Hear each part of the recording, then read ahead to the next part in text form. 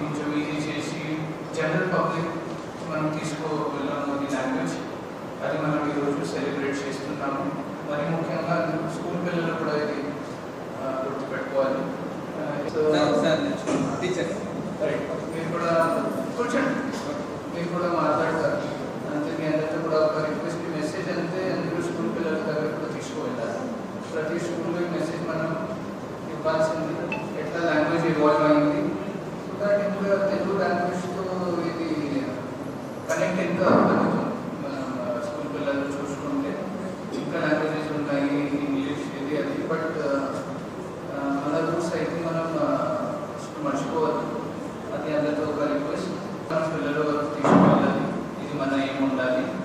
ఇంకొకసారి మనం వాళ్ళు ఇచ్చిన మెసేజ్ అంతా గుర్తించి ఇది మనం ఒక రిజల్ట్ లాగా తీసుకుంటాం.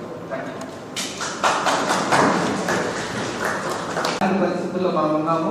మన బిడ్డలకైనా సరే ఖచ్చితంగా మన రాబోయే తరాలకి తెలుగు భాషని ఖచ్చితంగా ఇళ్లలో మాట్లాడేటట్టుగా అమ్మ, నాన్న, అత్త, మామయ్య ఇలాంటి పిలుపులు మనం వినడమే మానేసాము.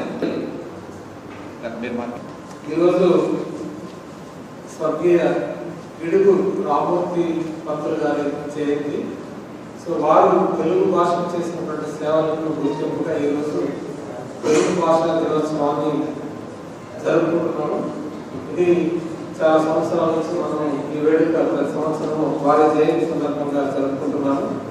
మరి ఈ వారి జయంతి సందర్భంగా మనము ఈరోజు వారిని ఘనంగా నివాళులర్పించడం, అలాగే తెలుగు భాషకు సేవ చేసినటువంటి తెలుగు పండితుల్ని సన్మానించుకోవడం మన యొక్క బాధ్యత. అలాగే తెలుగుని మనము మర్చిపోకుండా ప్రతి ఒక్కరు తెలుగు చదవడం, తెలుగు రాయడం, తెలుగు మాట్లాడడం, ఈ మూడు చాలా ముఖ్యమైనటువంటి విషయాలు.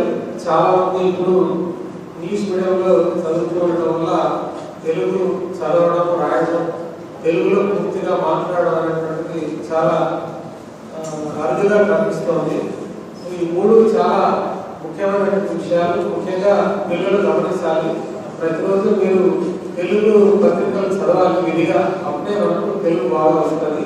అలాగే వేమన రచించినటువంటి వేమన పద్యాలు కానివ్వండి, శతకాలు చాలా ఉన్నాయి. అలాగే మనకి వ్యక్తిత్వ వికాస నిపుణులు ఏవైతే చెప్తున్నారో అలాంటి విషయాలన్నీ కూడా ఈ శతకాల్లో చాలా మంచి విషయాలు ఉన్నాయి. సో అవన్నీ కూడా మనం ఒకసారి నేర్చుకోవాలి.